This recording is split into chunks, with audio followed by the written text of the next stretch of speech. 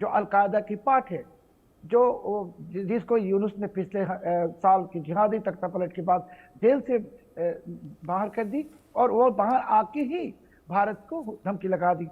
वही जसीमुद्दीन रहमानी अभी मस्जिद में जाके खुलेआम जिहाद के फेवर में बात कर रहे हैं, कह रहे हैं कि हमें जो भी इस्लाम के खिलाफ बात करेगा, ब्लॉगर हो या सेकुलर हो या हिंदू हो, इनको कत्ल करना है। यानी कि स्थिति अभी भी बांग्लादेश की वैसे ही बनी हुई है जो पहले देखने को मिल रही थी।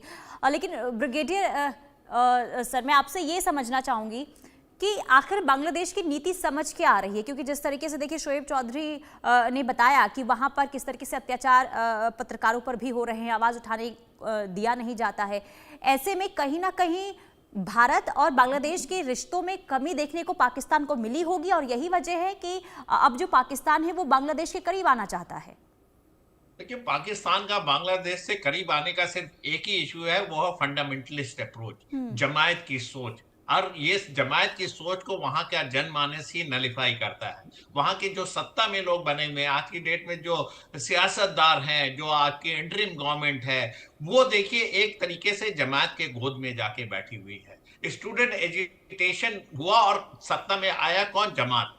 एक धार्मिक उन्माद फैलाने की कोशिश है, और इसके लिए आईएसआई बहुत ही उपयुक्त ऑर्गेनाइजेशन है। वो इस तरीके की चीजों को एक्सप्लॉइट करने में माहिर है। उसने अपने पाकिस्तान से अब बांग्लादेश में पैठ बढ़ा दी है। जिस तरीके से बांग्लादेश में आज की डेट में बाल्कनाइजेशन की दौर से गुजर रहा है, वो वही स्थिति बांग्लादेश की क्रिएट करना चाहते हैं। तो बांग्लादेश का जो एकेडमिया है, जो बांग्लादेश का इंटेलेक्चुअल क्लास है, जो वहां के जर्नलिस्ट हैं, वो देखिए कम संख्या में है। वो खुल के सड़कों पे नहीं आते। सड़कों पे आता कौन है? वो उन्माद फैलाने वाले, वो रॉयटर्स, वो आर्सनिस्ट, वो ऐसे लोग जो माइनॉरिटी की तरफ अत्याचार कर रहे हैं, और साथ में उनकी जो सिक्योरिटी फोर्सेस है, पुलिस है, वो मूक दर्शक बनी रहती है। यही हालत बनी हुई है, और इसको पूरा प्रश्रय मिल रहा है मोहम्मद यूनुस के जो इंटरिम गवर्नमेंट है। इसलिए मैं उनकी गवर्नमेंट से को बोलता हूं कि जब तक ये गवर्नमेंट रहेगी, मैं शक करता हूं कि बांग्लादेश में फ्री एंड फेयर इलेक्शन नहीं हो सकते।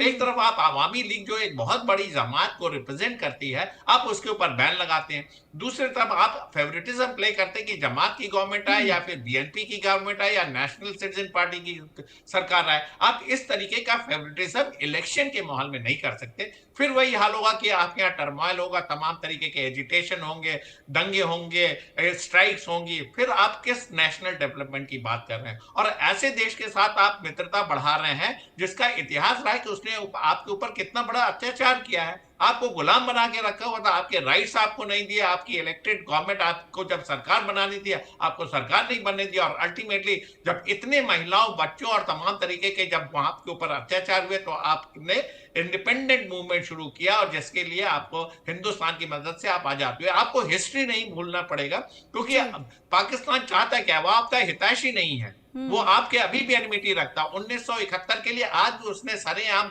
आपसे माफी नहीं मांगी है। तमाम तरीके के गोलमोल जवाब देते हैं। ये मोहम्मद यूनुस को नहीं समझ में आता है, ये वहां की आवाम को नहीं समझ में आता है। और जब आप कल्चरल एफिनिटी की बात करते हैं, तो आपका कल्चर किसी भी तरीके से वेस्ट पाकिस्तान से मिलता नहीं है। वो अलग तरीके की सोच रखते हैं। बलूचिस्तान और पंजाबी मुस्लिम तो आपस में मिलकर बात नहीं कर रहे हैं। खैबर पख्तूनख्वा के पश्तून और पंजाबी मुस्लिम आपस में बात नहीं कर रहे हैं। तो आप जब इतने 1000 किलोमीटर दूर बैठे हुए हैं, आपसे कैसे कल्चरल एफिनिटी हो सकती है? ये बड़ा शॉर्ट गैप अरेंजमेंट है, एक तरीके का धार्मिक उन्माद फैलाने की कोशिश है। जो बांग्लादेश सेकुलर कंट्री होता है, उसको आपको तमाम तरीके के इस्लामिक कंट्री डिक्लेयर करने के लिए, जिससे कि आप भी दकियानूस सोच के साथ आपका भी डेवलपमेंट रुक सके। और साथ में इंडिया के ईस्टर्न फ्रंट को वो एक्टिवेट करना चाहता है, जिसमें बहुत हद तक मेरा मानना है कि चाइना का भी इंटरेस्ट है। आज की डेट में अमेरिका आपके देश में इसलिए इंटरेस्ट रखता था क्योंकि वो इंडो पैसिफिक रीजन को डोमिनेट करना चाहता था। वो तमाम तरीके से आज की डेट में साउथ एशियन कंट्रीज पे कैसे वो कंट्रोल को जारी रखे, वो देखना चाहता है।